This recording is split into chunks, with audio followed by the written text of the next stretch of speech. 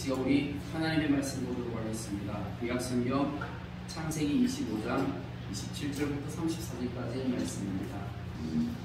오늘은 하나님의 축복을 인정하는 삶에 대해서 우리가 말씀의 제목을 가지고 오늘 말씀을 묵상하도록 하겠습니다. 오늘 말씀을 보면 에서와 야곱이 나옵니다. 이 에서와 야곱이라는 이 두 사람은 쌍둥이에요. 어렸을 때 쌍둥이로 이렇게 한날 한시에 태어났습니다. 그런데 이 에서와 야곱이 삶을 살아가면서 처음에 태어났을 때는 쌍둥이니까 똑같은 조건에서 태어났겠죠. 그죠?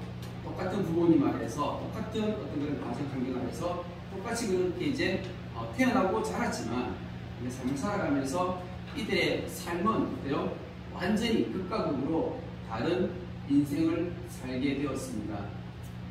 어떻게 극과 극으로 다른 인생이냐면 한 사람은 하나님의 사랑을 받는 사람이고 한 사람은 하나님께서 미워하는 사람이 되었어요. 오늘 말씀을 통해서 어떻게 이런 일이 일어나게 되는지 우리가 말씀을 통해서 한번 보도록 하겠습니다. 27절 말씀에 그 아이들이 장성하며 에서는 익숙한 사냥꾼이었으므로 될 사람이 되고 야곱은 조용한 사람이었으므로 장막에 거주하니 이삭은 에서가 사냥한 고기를 좋아하므로 그를 사랑하고 리브가는 야곱을 사랑하였더라. 그러니까 이 에서와 야곱이 점점 이제 나이가 좀 자라가면서 에서는 들에 나가서 사냥하는 걸 좋아했어요. 그러니까 굉장히 활동적인 사람이죠. 에서는 굉장히 활동적이었던 사람인 반면에 야곱은 집에서 요리하고 이런 이제 굉장히 조용한 성격, 내성적인 그런 성격의 사람이었던 것 같습니다. 그래서 이 야곱은 집에 있다 보니까 엄마는 뭉치했던 것 같고 이렇게 에서는 들에 나가가지고 사냥을 해가지고 와서 그래서 사냥한 고기를 요리해가지고 아버지한테 드리면 아버지가 그것을 먹고 에서를 되게 이뻐하고 좋아했던 것 같습니다. 그래서 이제 부모의 사랑이 이렇게 좀 나뉘기도 했지만 가정 안에서 그럴 수도 있죠. 그런데 이제 어느 날 어떤 일이 있었냐면 29절에 야곱이 죽을 쏘더니 에서가 들에서 돌아와서 심히 피곤하여 야곱에게 이르되 내가 피곤하니 그 붉은 것을 내게 먹게 하라 한지라. 그러므로 에서의 별명은 에돔이더라. 어느 날 이제 야곱이 집에서 죽을 쏘었어요. 붉은 이 죽을 쏘는데 아마 팥죽이었던 것 같습니다. 붉은 죽을 이제 맛있게 이제 이렇게 끓이는데 에서가 들에서 나가가지고 사냥을 하고 돌아와서 그래서 이제 사냥을 아마 제대로 못한 것 같아요. 왜냐하면 이렇게 짐승을 잡았으면 짐승을 가지고 아마 요리를 해서 먹었겠죠. 배가 고프니까. 그런데 아마 헛탕 치고 돌아왔겠죠. 사실 밖에 나가가지고 열심히 사냥하면 사냥으로 가만히 서서 하지 않잖아요. 막 뛰어다니면서 얼마나 뛰어다녔겠어요. 열심히 막 뛰어다니다가 짐승을 잡아야 되는데 못 잡았잖아요. 열심히 했는데 우리가 운동을 해도 그렇거든요. 축구를 해도 이기면 더 힘들어요. 지면 죽을 것 같아요. 그러니까 똑같은 것처럼 짐승 사냥을 하는데 열심히 쫓아다니는데 짐승 다 놓쳐버리면 어때요? 헛탕 치고 들어오면 더 죽을 것 같죠. 그런 상황에서 집에 들어왔는데 동생이 지금 팥죽을 끓인 거예요. 근데 엄청 그 냄새가 좋고 보기에 맛도 있어 보이고 팥죽이 그렇잖아요. 빨간 죽이 굉장히 맛있고 또 냄새도 좋고 막 그렇잖아요. 그러니까 그걸 이제 한 그릇 달라고 이제 이야기를 하게 되는 것이죠. 야곱의 형이 이르되 야곱이 이르되 형의 장자의 명분을 오늘 내게 팔라. 에서가 이르되 내가 죽게 되었으니 이 장자의 명분이 내게 무엇이 유익하리요? 근데 이 동생 야곱이 형한테 근데 사실 굉장히 좀 놀라운 얘기예요. 뭔 얘기를 하냐면 형이 팥죽 한 그릇 달라는데 동생은 이 팥죽이랑 형의 장자의 명분이랑 바꾸자는 거예요. 이게 말이 됩니까? 상식적으로 생각해도 이게 장자의 명분이랑 바꾸기에 팥죽 한 그릇을 너무 이렇게 좀 격의 차이가 맞지 않잖아요. 근데 이 말씀을 준비하면서 이렇게 여러 주석들을 살펴보니까 그런 내용이 나오더라고요. 이 시대 때 옛날에 고대 사람들이 장자의 명분을 팔기도 했대요. 근데 팔았을 때 그 값이 얼마였는지 보니까 양 3마리였더라고요. 양 3마리하고 팥죽이랑 가격 차이가 좀 많이 나죠. 그죠? 그러니까 이 장자의 명분이랑 바꾸기에는 사실 너무 이렇게 격이 안 맞는 거예요. 그런데 왜 이런 이야기를 했을까? 아마도 자라면서 어렸을 때 야곱은 아마 이 장자로 태어나지 못한 차자로 태어나는 것에 대해서 아마 좀 한이 맺혔던 것 같아요. 그래서 아마 어렸을 때부터 나름 고민을 했겠죠. 어떤 고민이요? 어떻게 하면 내가 저 장자의 명분을 빼앗을 수 있을까? 그런데 형을 평소에 유심히 보니까, 어렸을 때부터 유심히 보니까 형은 아무 생각이 없는 사람인 것 같아요. 네. 어떤 부분에 있었어요? 그냥 뭐 장자의 명분 이런 거 크게 뭐 신경을 쓰고, 그러니까 야곱은 성격이 좀 이렇게 집에서 조용하면서 내성적인 어떤 그런 성격이었던 반면에 에서는 굉장히 털털한 사람이었어요. 보통 보면 이렇게 이 들에서 나가가지고 사냥을 했다는 것 자체가, 이런 성격의 사람들은, 이런 활동을 하는 사람들은 성격이 좀 그렇게 뭐 꼼꼼하다든지 아니면 이렇게 뭐 깐깐하다든지 이런 개념하고 좀 약간 다르죠. 보통 보면 좀 약간 좀 드렁드렁거리고, 그리고 좀 대충하고, 또 좀 통이 좀 크고, 그래 뭐 그런 거 보면 너 해 뭐 이런 거, 그런 사람이죠. 네, 그런 성격, 좀 화통한 성격. 에서는 화통한 성격이었어요. 그러다 보니까 이 장자의 명분을 좀 쉽게 생각하는 것이죠. 깊이 있게 고민하고 그렇지 않고, 어차피 명분을 팔아도 집에서 장자는 누구예요? 자기가 장자고 아버지의 사람도 자기가 받고 있잖아요. 그러니까 사실 크게 그렇게 고민하지 않았던 것이었죠. 그러면서 지금 배고파 죽겠는데 이 장자의 명분이 내게 무엇이 유익하리요? 사실 여기서 내게 무엇이 유익하리요? 이게 무슨 말이에요? 지금 이제 자기가 지금 배고파 죽을 것 같은데 뭐가 중요한 거예요? 팥죽한 그릇이 더 중요하다는 것이죠. 굉장히 실용적이고 현실적인 사람이었습니다. 그런데 야곱은요, 현실보다 이상이 더 중요했고 명분이 더 중요했던 것이었어요. 왜 야곱은 장자의 명분을 달라고 했을까요? 그 이유가 뭐였을까요? 그 이유가 뭐였을까요? 그 이유가 있어요. 그 이유가 나중에 이제 26장, 27장 이렇게 말씀 쭉 읽다 보면 그 내용들을 우리가 알 수 있는데, 사실 어렸을 때 이 바로 앞에 보면 이제 창세기 25장에 아브라함의 죽음에 대해서 나옵니다. 아브라함이 누구죠? 에서와 야곱에게 있어서 아브라함은 누구였죠? 할아버지죠. 그러면 할아버지 아브라함과 이 손자였던 이삭과 에서와 야곱은 한 집에서 같이 살았을까요? 아니면 같이 안 살았을까요? 예, 당연히 같이 살았죠. 그죠? 얼마나 같이 살았을까요? 15년 동안 같이 살았습니다. 15년이면 에서와 야곱이 요즘 말로 하면 중학교 2학년 정도 되는 나이입니다. 그러면 할아버지 아브라함이 에서와 야곱이 15살 될 때까지 같은 한 집에서 살았잖아요. 그러면 할아버지 아브라함부터 많은 이야기들을 들었겠죠. 어떤 얘기를 들었을까요? 무엇을 전해줬냐면 약속을 전해줬어요. 약속이 뭔지 아십니까? 하나님이 아브라함과 맺은 약속이에요. 아브라함은 하나님과 약속을 맺었거든요. 그 약속을 손자들에게 전달해 준 거죠. 중학교 2학년이면 어때요? 알아들을 수 있어요, 없어요? 초등학교 때 나이 정도 되면 충분히 계속 반복적으로 학습하면 그 얘기를 알아들을 수 있는 나이죠. 그렇잖아요. 그러면 이제 에서와 야곱은 어렸을 때부터 그걸 들었다고. 그런데 에서는 어떤 성격이에요? 밖으로 싸돌아다니는 성격이에요. 그러면 할아버지 아브라함으로부터 들었던 그 약속이 머릿속에 남아있을까요? 좀 힘들겠죠.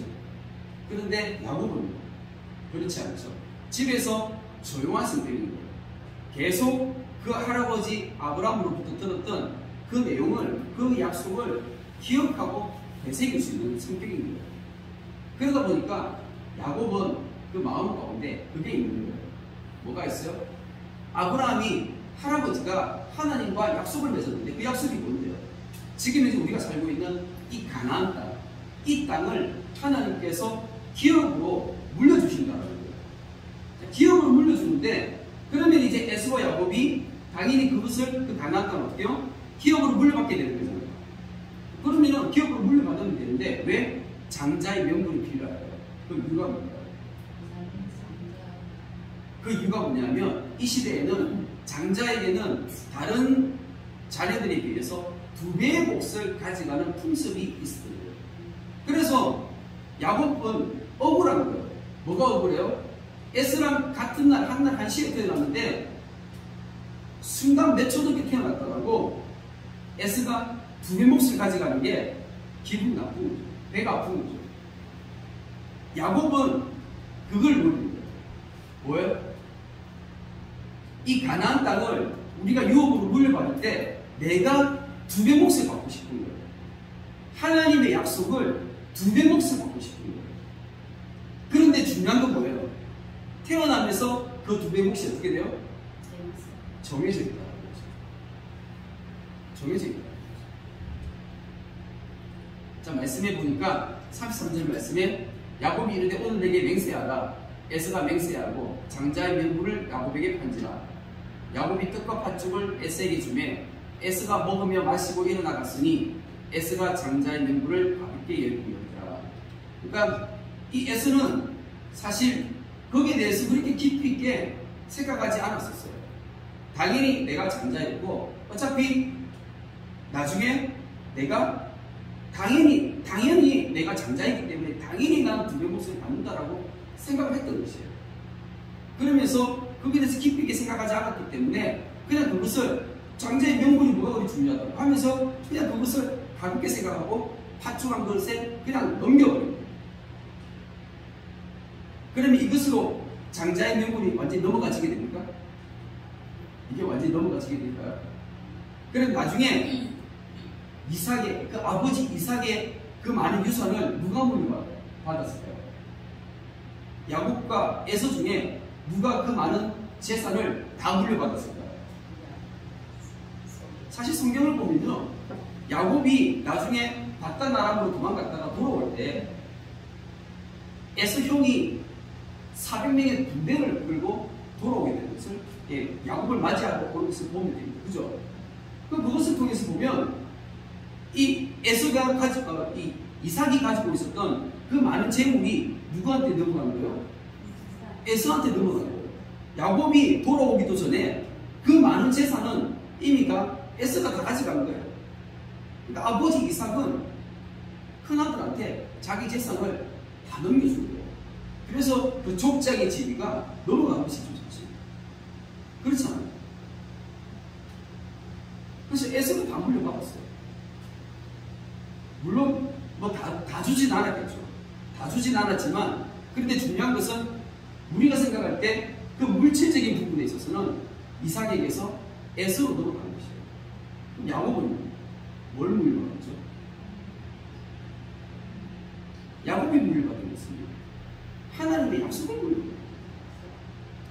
이게 어떻게 해서 그러면 이런 일이 발생했는가? 우리가 성경을 통해서 그것을 확인할 수 있어야 됩니다. 에서가 뭘 잘못했을까요? 기록된 바 내가 야곱을 사랑하고 에서를 미워하였다 생각합니다. 이 말씀이 성경에 분명히 기록되어 있습니다. 하나님이 야곱을 사랑하고 에서를 미워했대요. 그 에서가 뭘 잘못했죠? 에서가 무엇을 잘못 있기 이전에, 그런데 성경 말씀에 우리가 오늘 읽었던 이 말씀 본문 바로 앞에 창세기 25장 23절 말씀, 이런 말씀이 있습니다. 여호와께서 그에게 이르시되 두 국민이 네 태중에 있구나. 두 민족이 네 복중에서부터 나누니까 이 족속이 저 족속보다 강하겠고 큰 자가 어린 자를 섬기리라 하셨더라. 아멘. 창세기 25장 23절 말씀을 보니까 이 야곱과 에서가 태어나기 전에 엄마 뱃속에 있을 때, 이 리브가 이 뱃속에 있을 때 아이들이 뱃속에서 싸우는 거예요. 쌍둥이가 싸우는 거예요. 그래서 하나님 앞에 기도하면서 물은 거예요. 하나님 어떻게 해야 되죠? 뱃속에서 아이들이 싸우는데 어떻게 해야 되죠? 하나님 앞에 물으니까 하나님께서 이렇게 대답하신 거예요.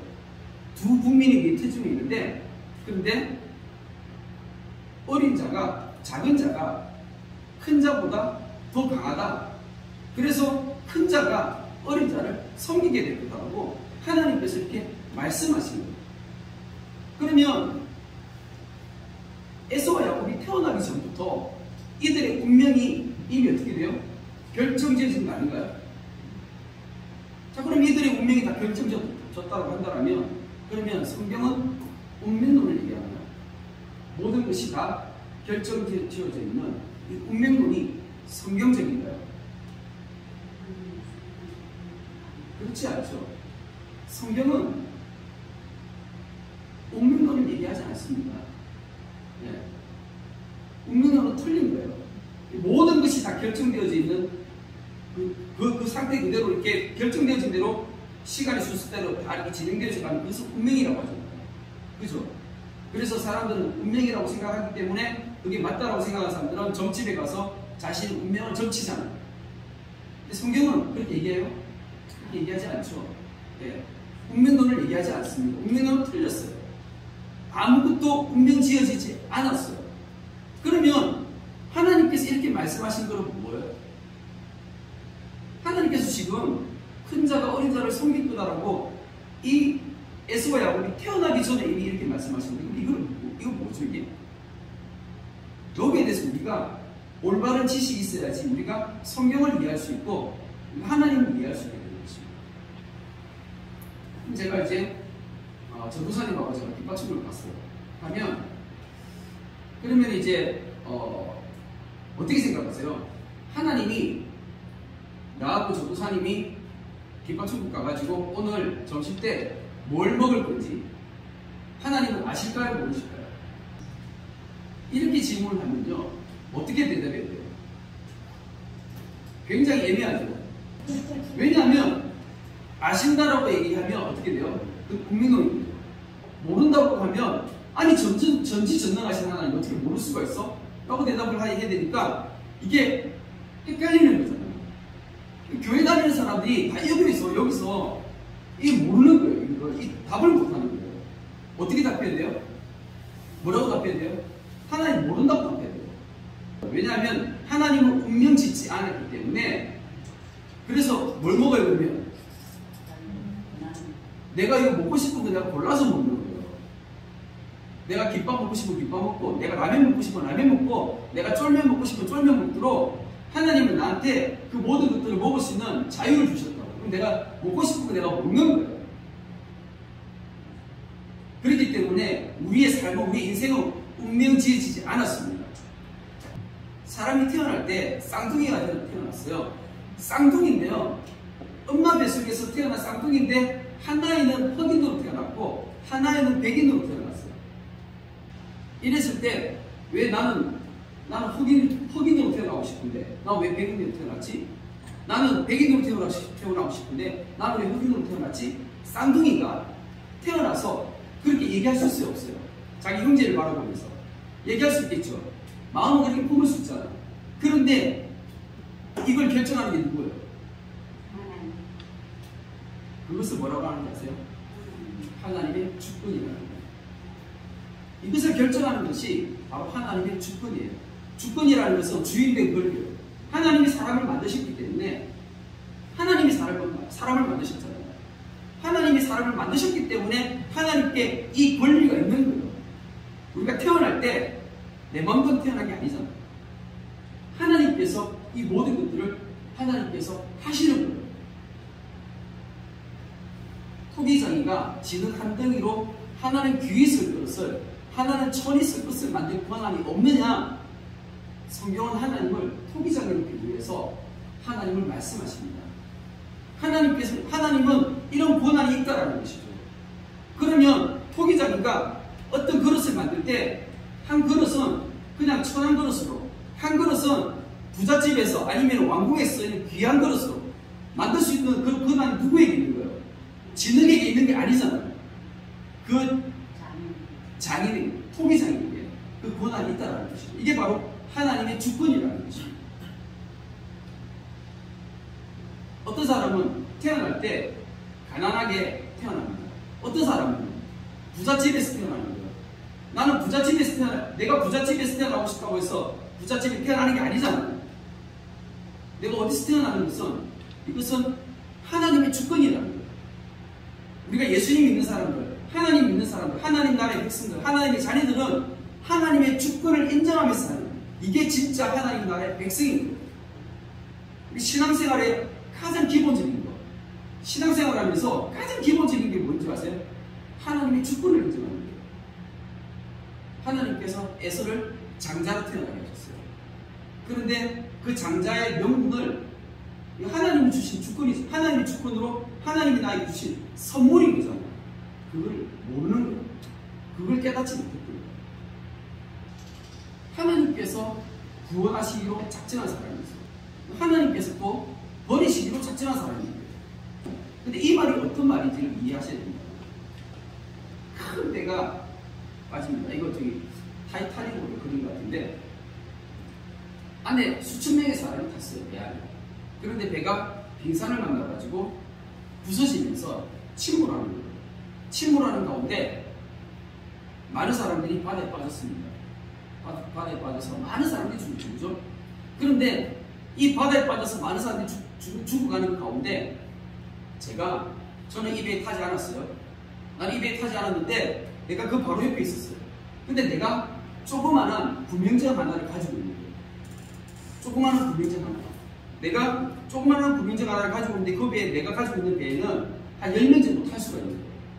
그러면은 이 바다에 빠진 수천 명의 사람이 있는 가운데 내가 내 구명정을 끌고 가서 저 바다에 빠지는 사람을 내가 건져서 구해주는 거예요. 그래서 내 배에다가 10명의 사람을 태우는 거예요. 내가 배를 끌고 가서 그 구명정에서 사람을 구해주는데 누구를 구해줄 수 있어요? 내 맘이죠. 성경은 이렇게 되어 있습니다. 뭐라고 되어 있냐면 죄의 삭은 사망이요. 죄가 있으면요, 그 죄의 결과로 이 세상 모든 사람은 다 죽는다는 거예요. 자, 그런데 또 한 말씀이 뭐냐면 기록된 바 의인은 없나니 하나도 없다라고 얘기하고 있습니다. 그래서 이 세상에 살아가는 사람들은 모두가 다 죄인인데 모두가 죄인이다 보니까 결국에는 뭐예요? 사람들은 다 죽는 거예요. 그래서 이 지구상에 태어난 모든 인류는 아담 이후로, 아담의 범죄한 그 이후로 인류의 모든 사람은 다 죽는 거예요. 그 죄의 결과로. 내가 아까 얘기했잖아요. 배가 파손했는데 그 파손된 배에서 사람들이 물에 빠져 죽어가고 있어요. 근데 내 배에 지금 어떻게 해요? 태울 수 있는 사람 10명밖에 없어. 그래서 배를 끌고 가서 내가 사람들 10명을 끄집어내어서 물에서 건져내어서 살리잖아요. 그런데 내 마음은 어때요? 다 구원하고 싶죠. 다 건져주고 싶죠. 하나님의 마음도 마찬가지예요. 하나님도 이 땅 가운데 모든 사람이 다 구원받기를 하나님은 원하세요. 하지만 하나님이 아무나 구원하시지 않는 겁니다. 하나님의 주권을 가지시고 하나님께서 찾아가셔서 우리 한 사람 한 사람에게 찾아오셔서 하나님께서 어떻게 해요? 나를 구원해 주시는 거예요. 그러면 바다에서 빠져가지고 많은 사람들이 빠져서 죽어가고 있는 그 가운데 내가 그 구명정에 올라탔어요.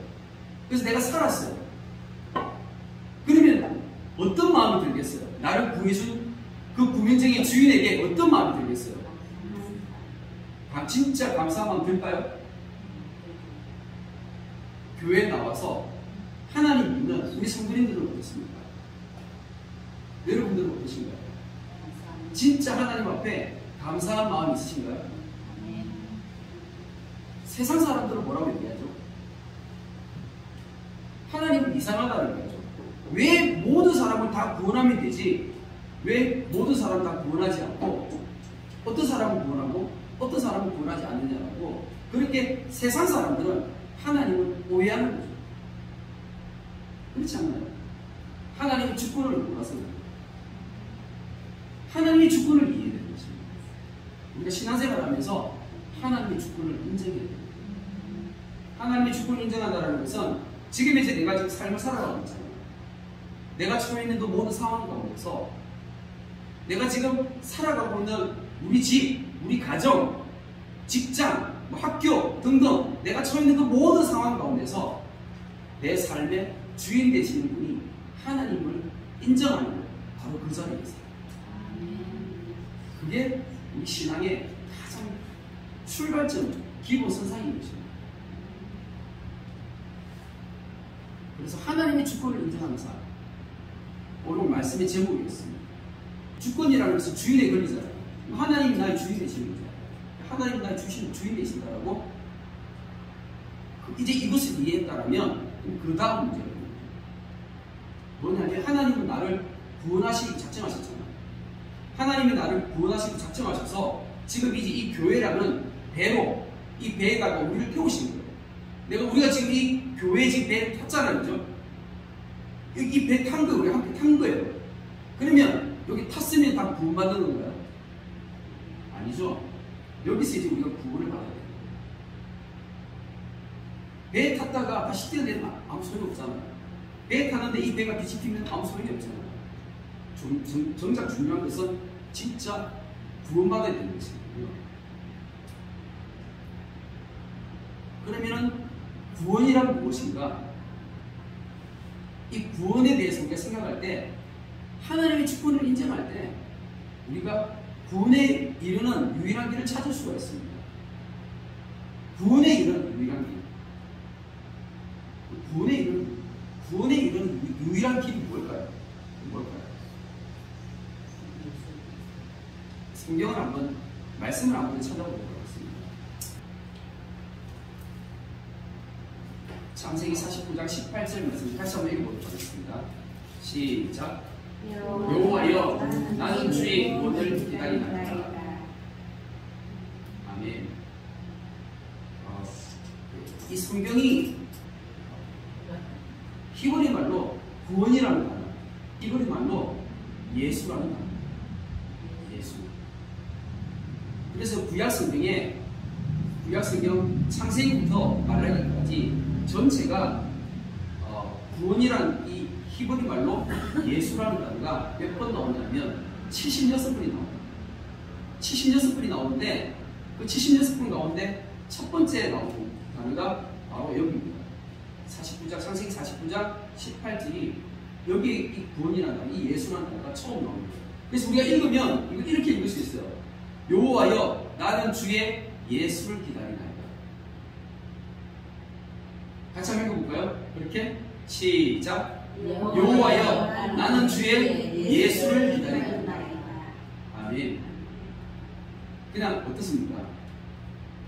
읽어도 그냥 이 그냥 한 절 말씀만 읽어도 은혜가 되지 않습니까? 그죠? 예수라는 단어가 처음 나오는 거예요. 처음 나올 때 뭐라고요?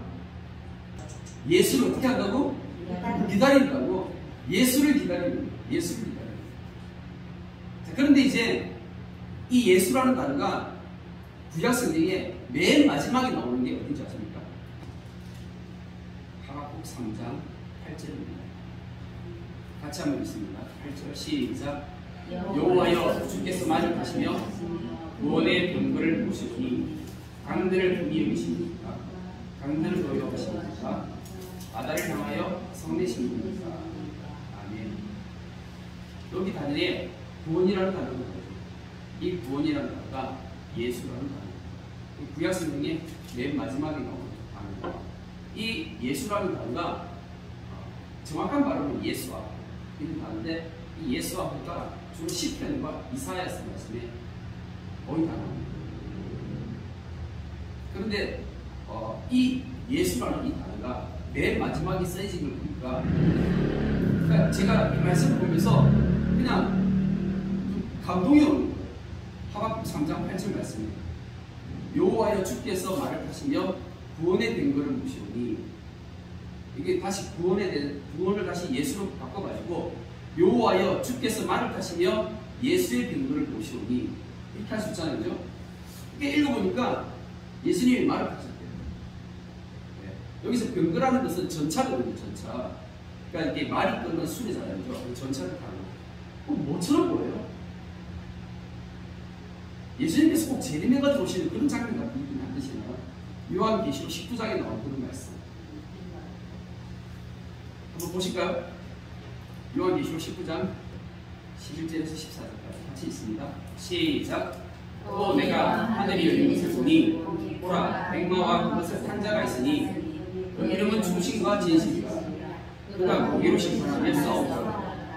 그 눈은 불꽃 같고 그 머리에 많은 반들이 있고 또 이름 쓴 하나가 있으니 자기밖에 아는 자가 없고 또 그가 흰 옷을 입었는데 그 이름은 하나님의 말씀이라 칭하더라. 하늘에 있는 등대들이 희고 깨끗한 세마포 옷을 입고 백마를 타고 그를 따르더라. 아멘. 왠지 좀 말씀을 읽는데 이 하박국서 3장 8절에 있는 말씀과 요한계시록 19장에 있는 말씀이 어때요? 좀 느낌이 좀 비슷하지 않습니까? 저만 그렇게 생각하나요? 저는 그렇게 보이는데 창세기 49장 맨 처음에 나오는 이 예수라는 단어는 뭐라고 했었어요? 예수를 기다린다. 예수를 기다린다고 했고, 하박국 맨 마지막에 나오는 이 하박국 3장에 나오는 이 단어는 예수가 병거를 타고 오는 거예요. 서로 끼치지 않습니다. 저만 그런가요?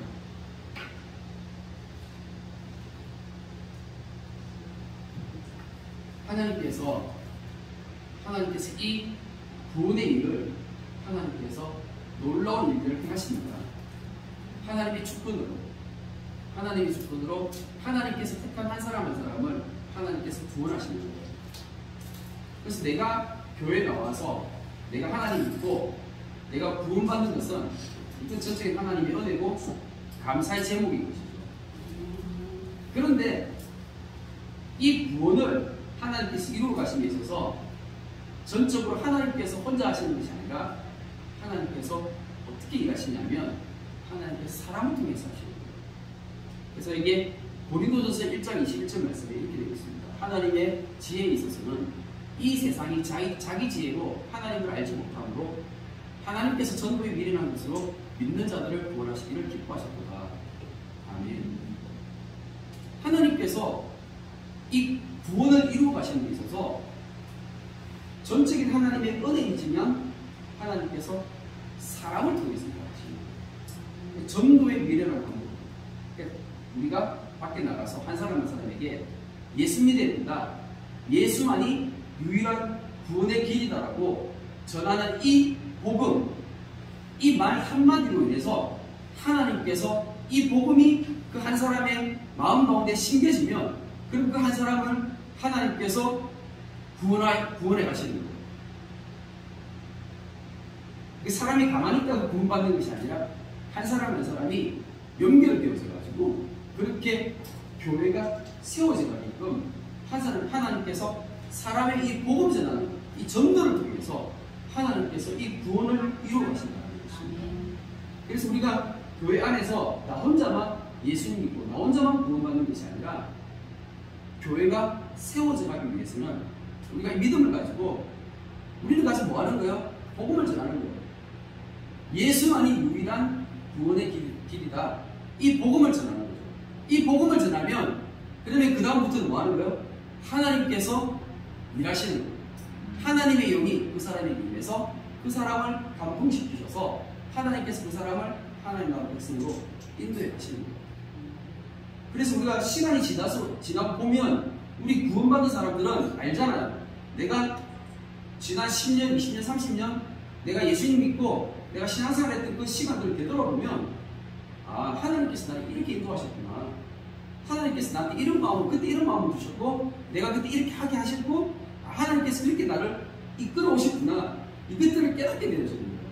그러면서 아, 내가 내 힘으로 구원받은 것이 아니고 하나님이 나를 이렇게 인도하셔서 내가 여기까지 왔구나라는 것을 깨닫게 되어지는 거예요. 운명론이 아니에요. 하나님의 전적인 은혜로 하나님께서 사람을 통해서 일하신다는 것입니다. 이 모든 것들이 우리에게 말씀을 통해서 하나하나 깨달아지시기를 축복합니다. 사랑의 하나님 감사합니다. 오직 전적인 하나님의 주권 아래 다시금 주님의 그 은혜 가운데서 우리가 다시 한 번 더 믿음으로 주님 앞에 나아갈 때에 구원에 이르는 그 유일한 길 예수 그리스도를 찾고 발견할 수 있는 은혜를 다시 한번 우리에게 허락해 주시옵소서. 감사와 찬양을 올려드리며 살아계신 예수 그리스도 이름으로 기도드립니다. 아멘.